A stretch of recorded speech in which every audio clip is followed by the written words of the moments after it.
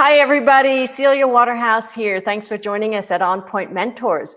Today, we have Marc Evans talking to us. Thank you for joining us, Marc. Great to be here. Thanks. Marc's an expert in product planning and business and launch strategies. So if you're someone who has a business to launch, Marc Evans is your guy to see.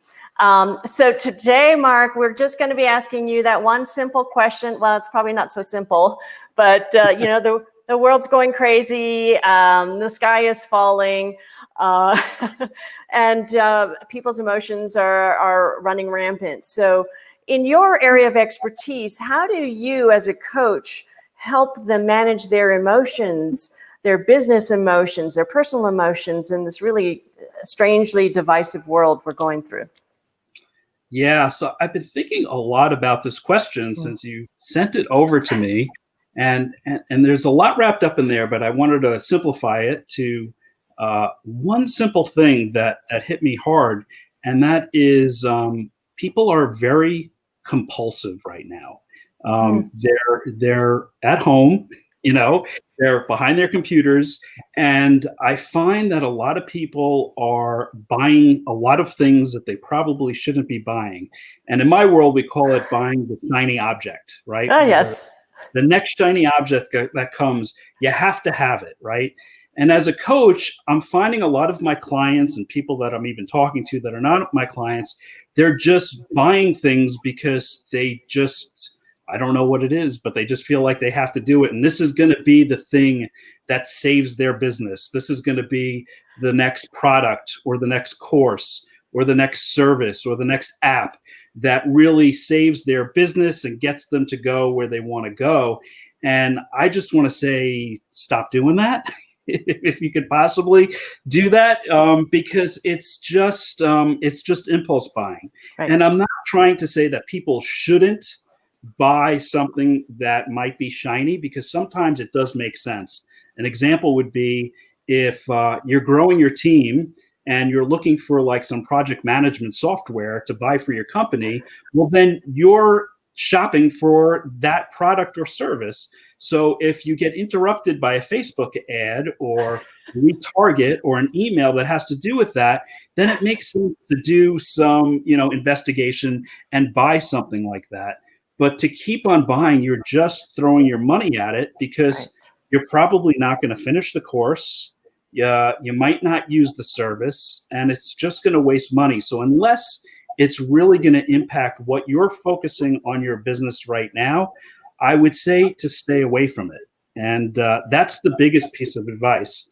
But to take it to the next level, I would say that instead of spending your money on products and services and all that stuff, and this might be a little self-serving, and I don't mean it to be that way, but I would invest in a coach or a mentor or a consultant, because those people have been there, they've done that, and they can help you move along in the process that you're probably buying the shiny object for. But more importantly, they're going to hold you accountable. And that's really the missing ingredient with these courses or services that you're buying, because you have nobody to hold you accountable for any of the things that you're going through. So you're not completing them, you're forgetting about them, and it's just wasted money. But if you have a coach, a mentor, consultant, however you want to call them, they can hold you accountable and make sure that you're really implementing that strategy that you want to get done in your business. And in the long run, the cost of a coach or a consultant is going to be minuscule compared to the revenue that you're able to bring into your company. So that's my recommendation on what most people should be spending their money on. The other part of this is like, okay, what are the strategies that we can do now? If you're working with a coach or a consultant, or you happen to buy a product or service, what do we do in the situation that we're all in now, where our businesses are changing and we have to conform to that change?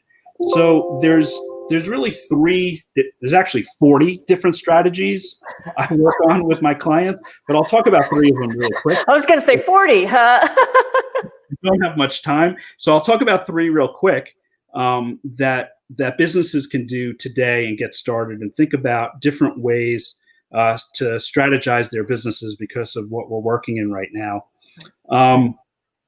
The first thing to talk about is really something called bundling, right? We all have products and services, and maybe we're not, selling as much as we would like. So what you want to do is change the value of those products and services and maybe bundle them with something else and provide more value in that bundle. So if you're selling one product, why don't you bundle 3 products together, offer a nice, good price for those 3 products, so people are going to be like, wow, for that price, I'm getting these 3 products now instead of the one that we did before. So that becomes way more attractive. And you could do the same thing with services. So, and what's great about these types of promotions is you can run these promotions every month, every week. If you want, just bundle different things, whatever type of business that you have, and you can run a brand new promotion each month on this new bundle. So bundling is a good strategy to start thinking about in your business to try to add more value to your customers, your current customers, and your potential customers. The second strategy is called a downsell. It's a familiar term, but not many people use it. We're more used to hearing about cross-selling and upselling. You could think of McDonald's like, do you want fries with that? That would be a cross-sell. Or do you want to supersize that? That would be an upsell. But I'm talking about a downsell. And a downsell is something of less value, but similar to the product or service that you're selling. So you might have a $100 product.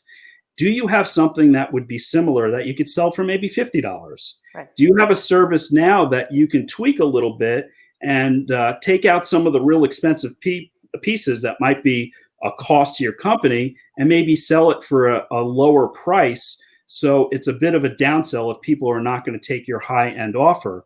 Because for me, getting those sales is still revenue into your company. I'd rather have 5 or 6 of those downsell products or services than get 0 of what my main product or service is and not have any revenue come in. So you have to think out of the box a little bit and see what else you can provide. And let's see, what's the third one? The third one, let me look at my list here because I know I wrote down a good third one here that we can talk about. Yes, it's called a drip campaign. So a drip campaign is really to follow up with your prospective client or service because they just might not be ready to buy. In fact, most people that are looking for your product or service are not ready to buy. Right. About 1% of the people are ready to buy what you have, and they're going to go to the order cart and put in their credit card and buy it. But what about those other 99%? And what the other 99% really need is they need information. They need information to make them know, like, and trust who you are so that they can buy from you. And if you're the only one doing it, they're not going to go to your competitors when they're ready to buy. They're going to go to you because you've given them all this great information. So you can put together, this is mostly done in an email campaign where you're sending out like 7, 10 emails over a period of time, just educating them on your product or service so that they have the information they need to buy. And those emails are going to overcome objections that they're thinking about and why they shouldn't buy the product or should buy the product. It's going to explain the benefits and the features of the product. And then eventually when they're ready, they're going to buy from you. So it's called a drip campaign, and businesses really should, look into putting it together. These things are just all really easy to put into work tomorrow. So that's it. That's what I have. I think all businesses now are going through some changes, and we got to look for different ways to think out of the box a little bit and institute these strategies. Absolutely, Mark. And I'm curious about the other 37 strategies now. Well, can you do that in our 1 hour interview? Yeah, I could talk about more. You could do 40 in an hour. I don't know if I could do 40, but I'll get more into detail on the biggies. That would be fabulous. Now, you've got some courses. I know you're a fantastic business coach, especially, again, as I mentioned, trying to launch your product, launch your business, launch your courses. You're the person to talk to. I meant, do you have any courses coming up or boot camps or anything? Yes. So I have a book coming out that talks about list building and building email lists. And you could go get it. It'll be coming out in a week or two at expertshowcaseseries.com. And I'm also doing a 3-day business boot camp next month. So you could get on a waiting list for that And that's at business-rebootcamp.com. So business-rebootcamp.com. Oh, that's fabulous. Can I join? Yeah. Love to have you.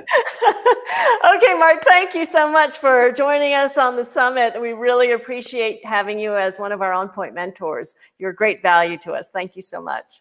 Thanks for having me. Okay.